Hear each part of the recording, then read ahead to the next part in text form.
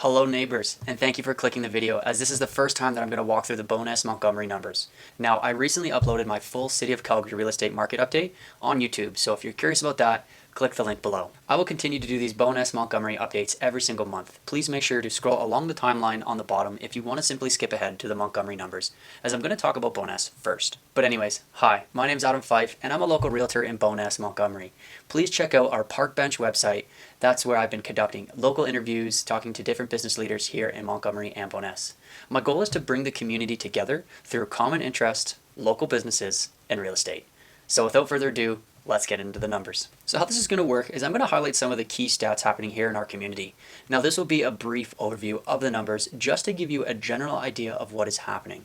I will have uploaded the full report on our Park Bench website, so click the link at the bottom of the video if you want to just read it on your own, as well as watch those recent interviews that I've conducted. So let's start this thing off by looking at the price points across each property type. You can see that right across the board, year-over-year numbers are up. Almost everything is in the double-digit price growth area, besides the semi-detached, which it only saw a 9% increase.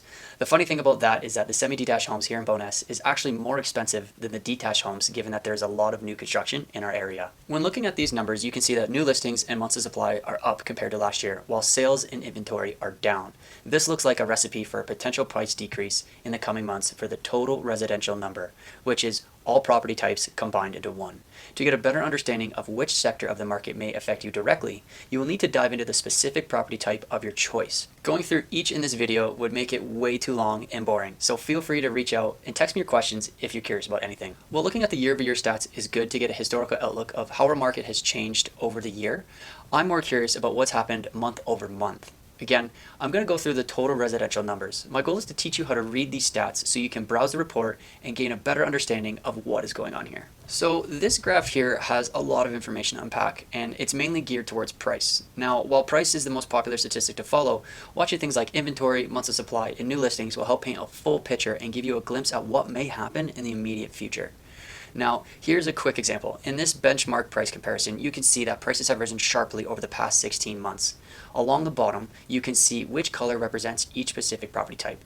Two-story detached are the most expensive, whereas semi-detached, they come second. Now, you can see that little tick at the end of each line has gone up month over month, which means all property types have actually increased in price. But if you can see, the price in the two-story sector is still lower than it was in March. So to get the full picture of what may happen in the coming months, let's take a look at total sales, inventory, and new listings.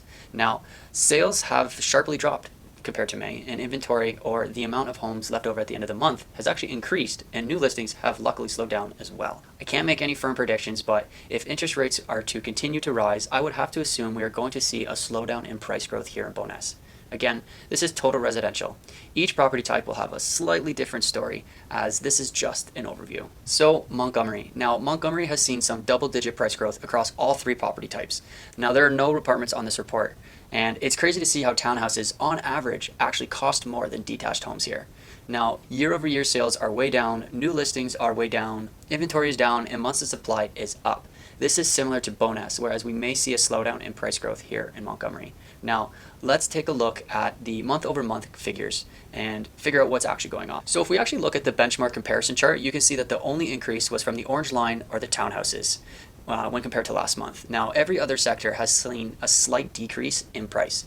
With sales falling under 10, total inventory being the highest it's been all year, and new listings falling, I think Montgomery is heading towards a slight decrease as a whole. Now, good thing new listings have slowed down as well, because you don't want to oversaturate our community with too many listings, or we will see a steeper decrease in prices, as buyers will have more leverage and negotiation power when dealing with sellers. Year over year in both communities, you can see some steep increases, but with the interest rate increase, I think we're going to see a slowdown and possibly even a price correction in the coming months. Now, in the main report, it states that the likelihood of seeing a full reversal of 10 to 15%, which were the gains that we've seen over the past 12 months, is very unlikely, given our strong economic stance, especially in oil and gas.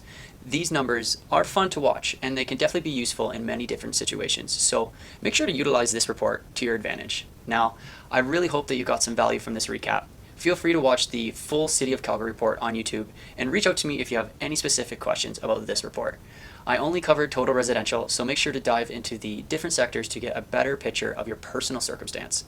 Please make sure to subscribe to our website, which is called parkbench.com, and join some of the community activities that we have coming up this year. So, I'll see you at the next event.